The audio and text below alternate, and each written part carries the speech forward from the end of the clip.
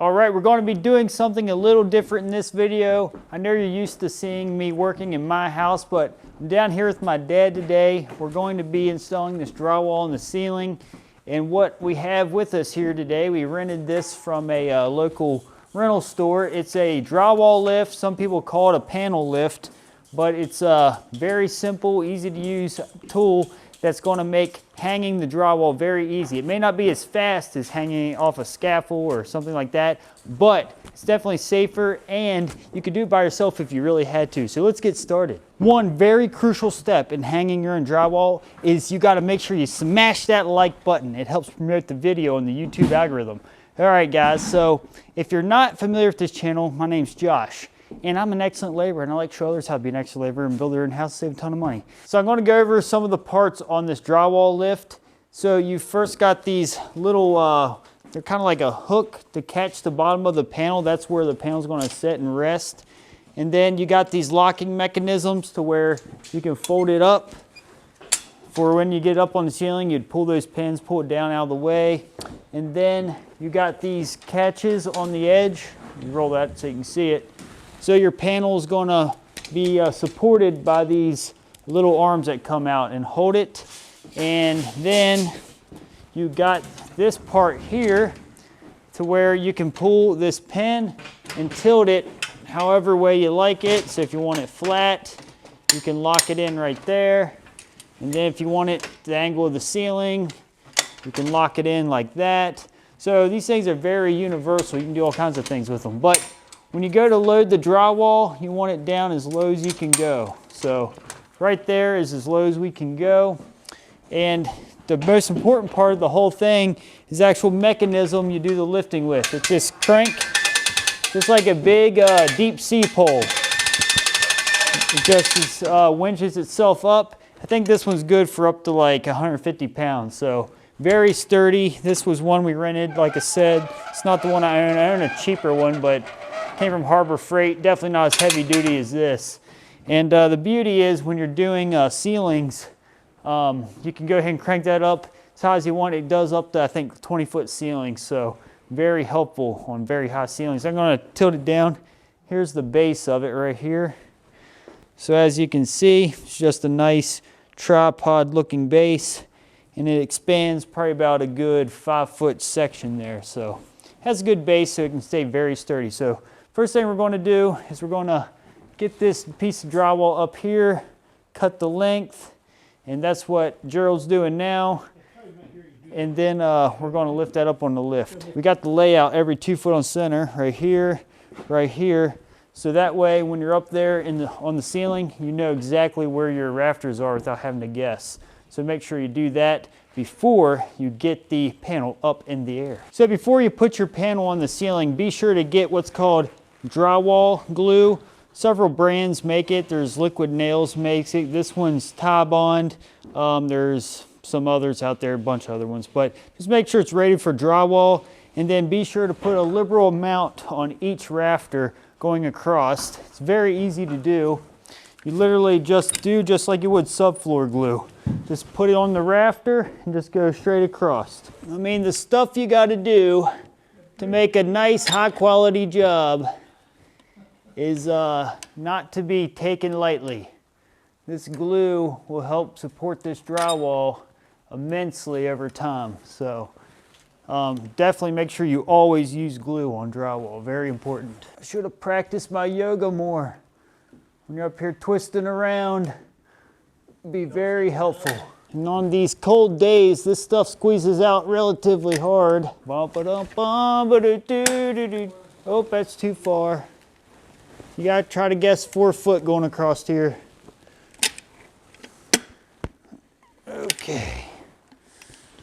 All right, if you look right there, that is a nice bead of glue on those rafters. That's what you want, a nice liberal amount. It's very important. So this drywall lift right now is set up for 8-foot sheets, and to make it take 12-foot sheets easier, just let those arms come out longer so it supports the 12-foot sheet way better. And the lift has little slots in those arms that will lock and for 8 and 12 foot sheets. So when we put this sheet of drywall up on the lift, make sure you put the face down sitting on the lift. So when you go to lift it up, the face is down, so it's not obviously flipped the wrong way. All right, you got that side, Gerald? All right, let's do this.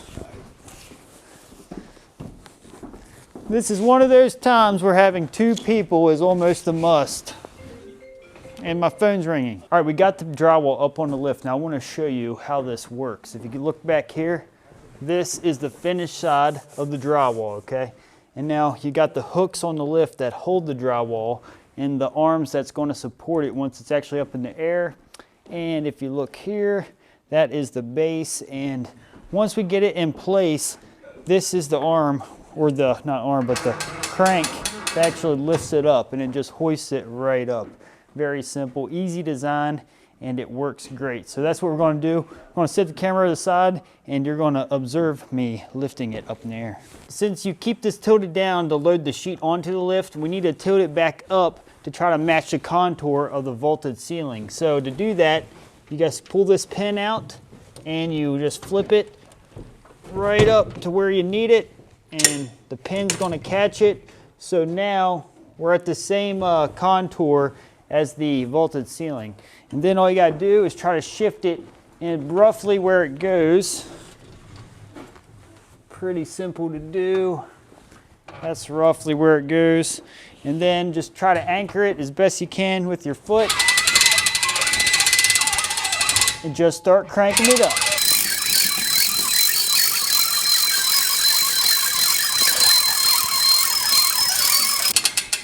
All right, so he's going to be guiding it into place here while I keep cranking it up. Now what he's going to do, he's going to anchor one in this back corner because it's sitting where we need it, this back corner is. So now that this corner is locked here, you see that seam right there, it's gapped. It's because those hooks are in the way. So we got to move those hooks out of the way before it shifts all the way down. All right, good, shift that there, okay. So now those hooks are flexed down out of the way. The sheet is shifted back tight against the other sheet of drywall that was already hung. So now it's sitting right where we need it. Gerald, my dad, already anchored one on this edge. So now this is not going to move. And we just nail we screw the fields of the drywall off. We never use nails in drywall. So when we screw off drywall, we use these kind of bits.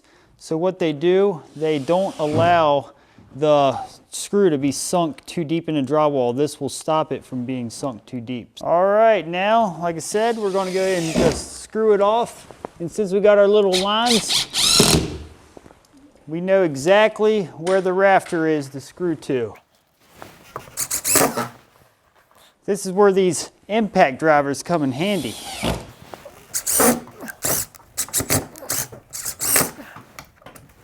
And how we screw this off, we put about 2 inches apart in the center. So we'll do 2 here, and then 2 on this side, and then 1 on each end of the drywall. That's the screw pattern we like to use, but a lot of people have a bunch of different screw patterns they use. So just what we do. It may not be perfect, but it works. Can't see it from my house, he says. Can't see it from my house.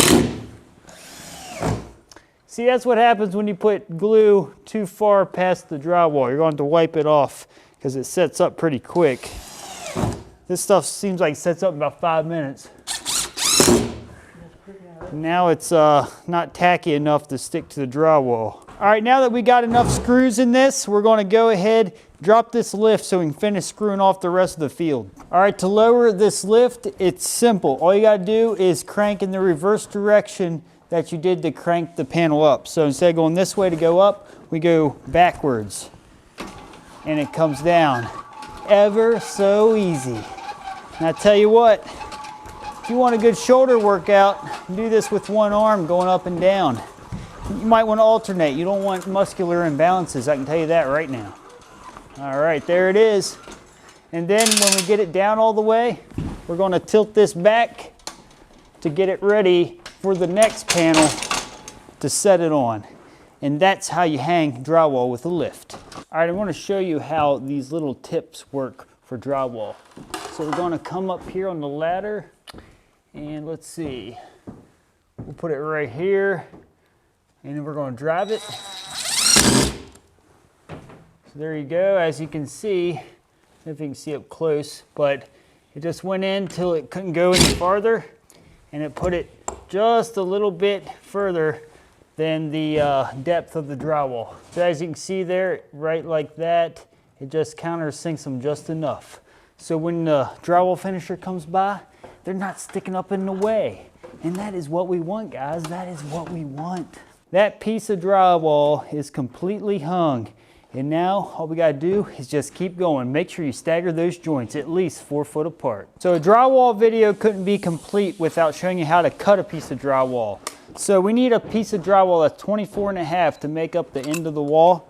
So it's really simple to do. All you gotta do is measure over, make a mark, and this is 24.5, so it's already marked, and take what's called a T-square and just lay it on the mark you made. Just make sure it lines up well. And then all you gotta do, take a utility knife, anchor the bottom of the T-square so it doesn't bend on you. Just put the utility knife right against the edge and just scrab along the T-square. Just make a decent cut. You more or less are just trying to cut through the paper of the drywall. So I just usually make a couple scrab marks.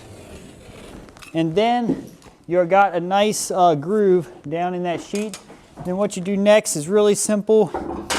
You just take the drywall and snap it.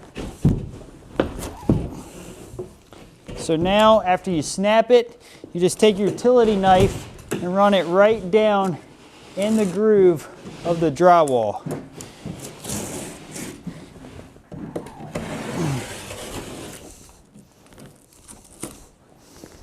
All right. And you can also reach around the back side and cut through it too, whichever way you prefer.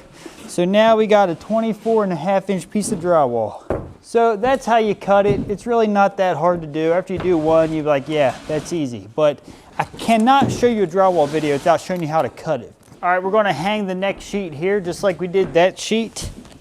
Other than now that you know what's going on, it's gonna be more fun to watch, I think. All right, we're gonna shorten these down because the sheet is very much smaller than the last one. So we're gonna move these handles back, or arms, or whatever you wanna call them. And we gotta turn this one in for end this time. Let's do it, 1, 2, 3, go, boom. All right, throw that baby up on that lift. You always wanna make sure you put the drywall on the lift as center as possible. Don't have to be perfect, that looks pretty good actually. Man, that one's gosh darn good. I tell you that right now. All right, so now we're gonna slide this into place. Excellent. And now, don't forget, you gotta tilt it back. Match the contour of your ceiling. Here we go. And it looks like about there. All right, very nice. Now we're gonna eyeball roughly where we need to be, guys. Doesn't have to be perfect. We can fine tune it once we get up in the air a little bit.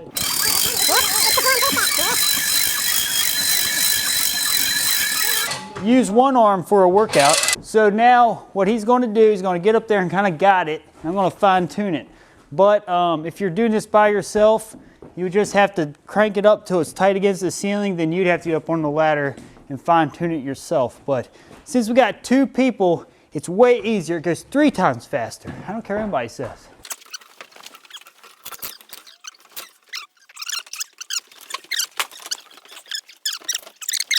All right, so now we got that corner locked in, and now this side is where it needs to go. We're gonna lock one in this corner.